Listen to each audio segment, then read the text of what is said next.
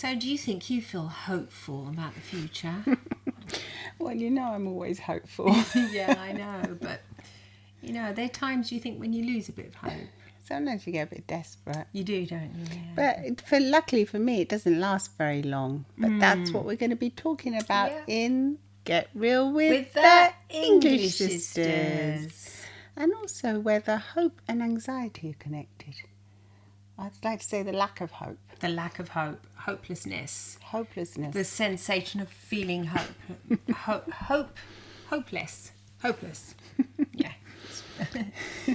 So do come and see us on Instagram as well. Come and say hi, because as you may know by now, we love to hear from you. Yes, we certainly do. We say every time, but the truth is we want to get to know you. And if we really want to get to know our audience, the people that are actually listening to us, because, we feel we can really connect that way. And you can also give us ideas about what you would like us to talk about in the next coming podcasts. And if you have any topics that you feel could be, useful to you or to any of the, your friends, your family, get in touch, because we really appreciate that. And our mission really is to help as many people as we can. And I think we do like to alleviate a little bit. Not a little bit. I would love to know if even one person, after listening, like when they say, hey, that made me think. I know they do say hey.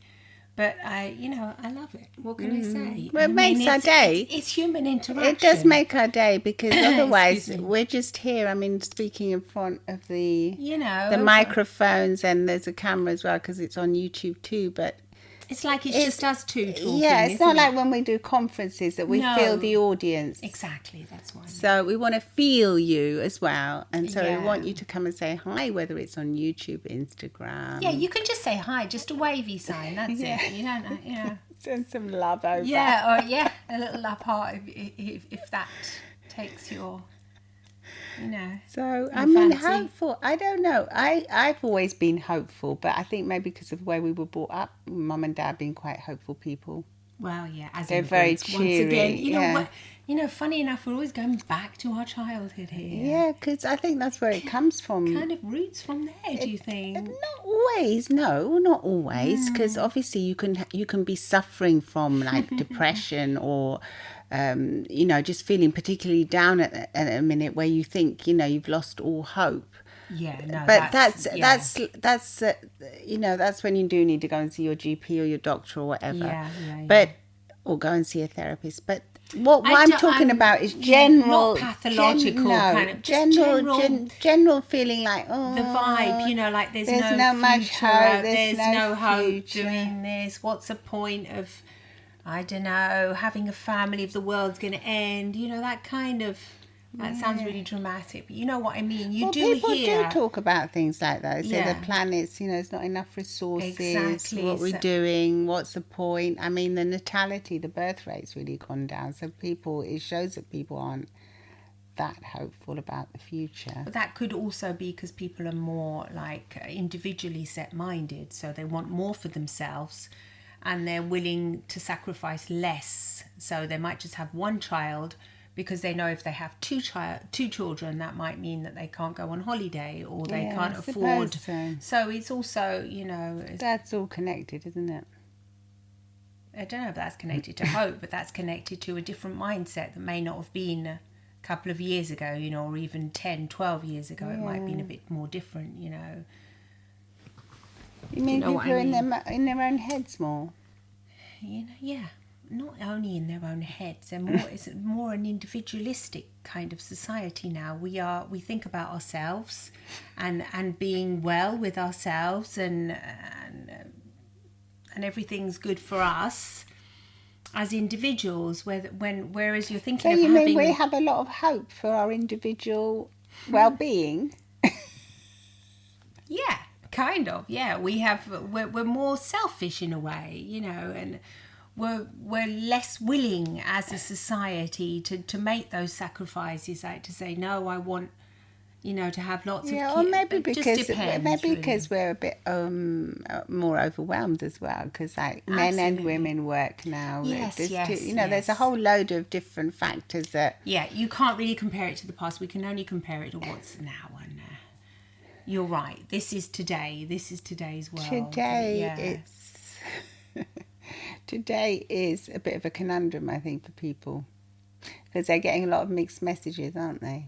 But inherently, as a human race, we are hopeful. And we've always overcome such awful and terrible things. Exactly. And we're always planning, like science is always planning for new projects.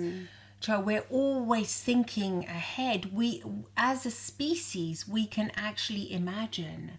So I think the fact that we can imagine means that we can imagine a better future. We have imagination. Like you wouldn't... I mean, I don't know if all the mammals have imagination, but I think scientifically... Well, we don't know, but from what's been proven so far, no. They seem to live just in the present. They don't seem to be imagining a brighter future like we do. We imagine what we want for ourselves, and we can imagine, So I think the fact that we do have the power of imagination on our side as a species is, we're really lucky about that. And we always have, because we've always imagined all...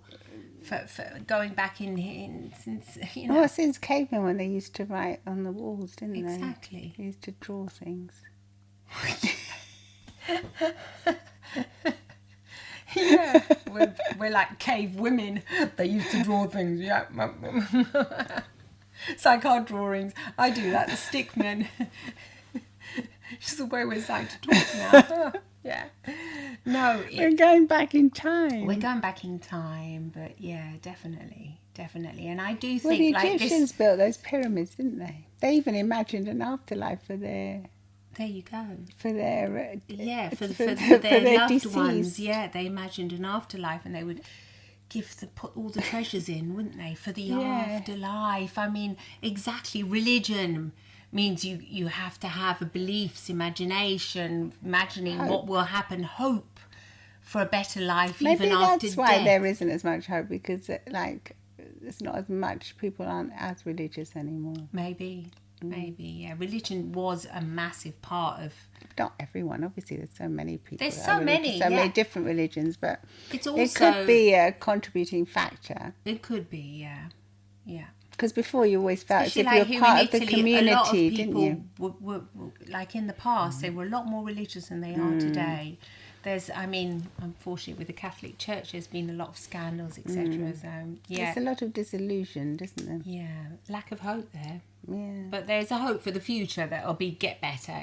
People that have this religious belief, there's hope that it'll get better. It'll get better. That you'll be governed in I was just thinking, I went to the hairdresser and I was hoping my hair would come out okay.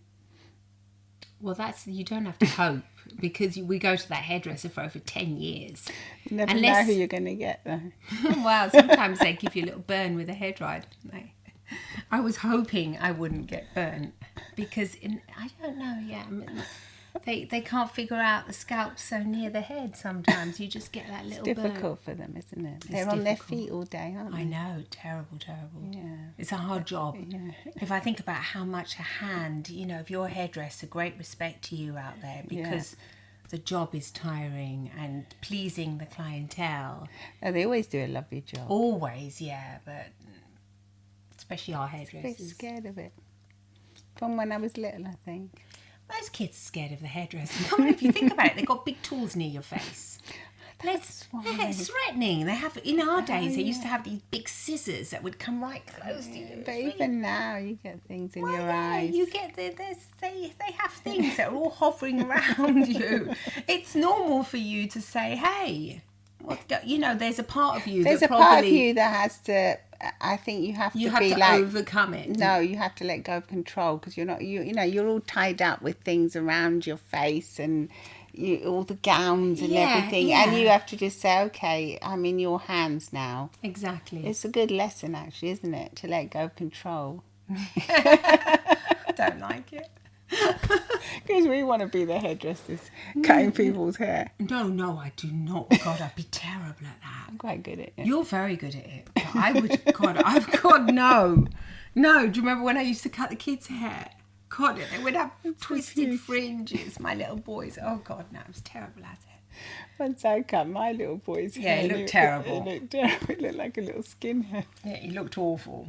So let's not. You don't know what that is, very short hair, short back and sides. No, absolutely. Practically no hair left. It was a bit of a disaster. We made the best of it. We did, He still remembers. It's been a bit traumatic. No, anyway, that was a bit of a pattern interrupt. In hypnosis, we use pattern interrupts to sort of... It's like changing the conversation so that you can kind of reset. And I kind of did that a bit on purpose because I think with hope, we have to... we have to think that it's not just the big things that you can have hope for, it's little things as well. Like, totally hoping agree, today will go well.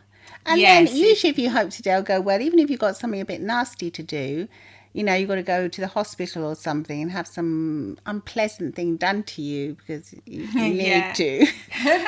You'll find at the end of the day that, yay, I've done that and I'm cool and it's been done and I'm so grateful that they were able to do it and all of this. And I think... it's just getting through the little everyday things that is where hope, you kind of have a little bank where you put hope into it every day. Yeah. Don't you? Yeah. Yeah, you're making me tearful now. Why? Yeah. Yeah, you're right. Yeah, absolutely. No, because it's not because people think, oh, the hope for a brighter future. Yeah, and it's got to be amazing. But you could just be hopeful that for today. I mean, like what our mum used to say. Do you remember she said whenever we would go to bed at night, hope, what good things have happened to you today? Did you have a good day? All of this, and then hope for a brighter tomorrow kind of thing. But that's because she was also religious. She would say, "Day gracias a Dios." Yes. Say thanks to God for the things you received today, which is a really sweet little thing. Even if you're not religious, you just be thankful for what I've thanks received. for everything I received. Yeah, no, because we're not actually religious now, but spiritual, definitely. I like what you've just said. You're right. Yeah, it's not just it's not the big thing. It's the little things that make the big picture. It really is. And when people get to the end, when they get to that big picture, they often look back and they think, oh, but it was the journey that was fun. I mean, that's what everyone says, isn't it? But it's true. It's the journey that's so fun. True, yeah. And at the end of hope, it, you building something new, a business. You start off, you just bought a house and it looks terrible, and then you hope it's going to look better, and then you paint the walls, and then that's it, isn't it? It's all hoping and imagining, and even the small things like the hairdresser or anything really, anything. Yeah, as long as you don't get too fussy, like when we always want a hot coffee. The only thing is I think why people are scared to be hopeful is because they're scared. The fear of being let down.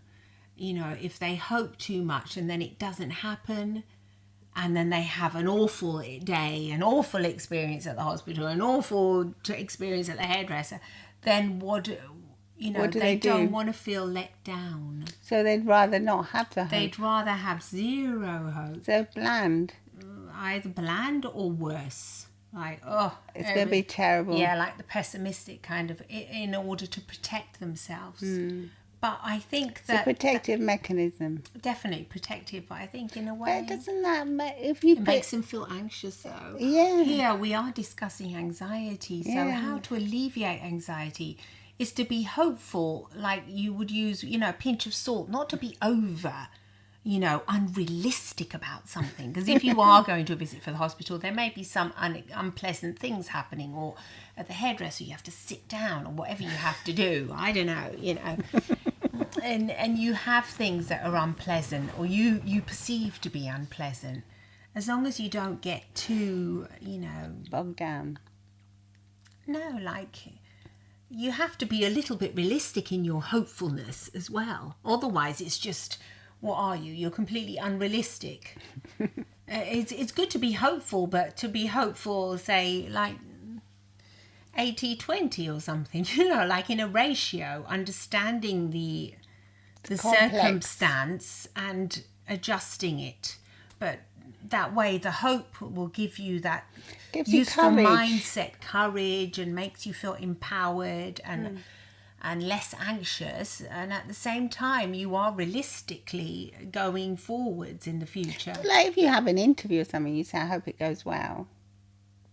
You know, and then you imagine it going well, and then you probably will be, you know, you'll be better off. You'll be 2 steps ahead than if you think, oh, this is going to be awful. It's going to go really bad. Well, if you're ready, I mean, one would hope it goes well. I can imagine nobody would say to themselves, I'm going to, you know. No, some people are very nervous about interviews and they say, this isn't going to work. Yeah, I'm going to. Yeah. I'm going to mess this up. It's going to be terrible. Or the people say, I hope it goes well. Mm-hmm. And then the internal dialogue for the person who receives that, I hope it goes well, is probably won't. It'll go really badly. Because I always mess everything up. Things like that. Yeah, is that what you're saying? No, if someone else says it, it has to be you to believe it. You have to believe in yourself. Yeah, that's what I mean. You have to believe in hope. Yeah, you have to cultivate the hope, I think. And you can start, if you're not a very hopeful person, you can start with very small little things, the things that you know that are probably going to go well, I would suggest. Like, you know, you're saying going to the hairdresser, we've been going for 10 years. It's kind of like guaranteed that would go well, but you actually said it. I hope this goes well. Oh, yeah, you never know, do you? What kind of day they're having? Well, yeah. No, just having a bit of a laugh now. Yeah. No, it's let's be serious. It's well, I mean, no, I did think of it. I thought, I'm not getting my hair cut today. Oh yeah, no, I thought that as well. So yeah, there is a bit scared of because I'm familiar not getting my hair cut. Yeah, blow dry is easy. Yeah, you're right. Yeah, not getting my hair cut. You have to be straight. You have to have a bit of. Yep, you have to know what you want. But anyway, I mean, this is supposed to be this scientific podcast. Who said it was scientific? On the human race. I just said the human race is hopeful. Yes, which we are, because otherwise, if we were, we wouldn't be here. No, I know.